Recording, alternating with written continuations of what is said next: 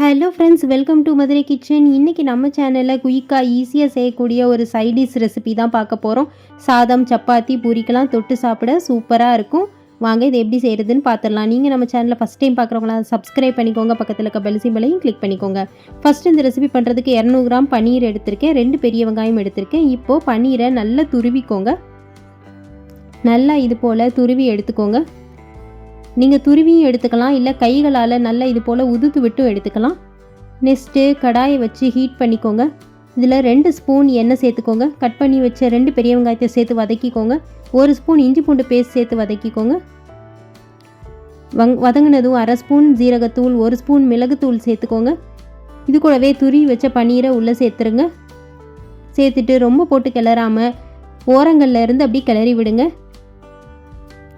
Medium ஃப்ளேமில் ஒரு 2 நிமிஷம் வதங்கினா போதும். இது கூடவே தேவையான அளவு உப்பு சேர்த்து வதக்கிக்கோங்க. அவ்வளோதான், டேஸ்டியான நம்மளுடைய பன்னீர் பொடி மாஸ் சூப்பராக ரெடி ஆயிடுச்சு. சிம்பிளாக செய்யக்கூடிய ஒரு சைடிஷ் ரெசிபி. நீங்களும் இந்த ரெசிபியை ட்ரை பண்ணி பாருங்கள். பிடிச்சிருந்தா லைக், ஷேர், கமெண்ட், சப்ஸ்கிரைப் பண்ணுங்கள். பாய்.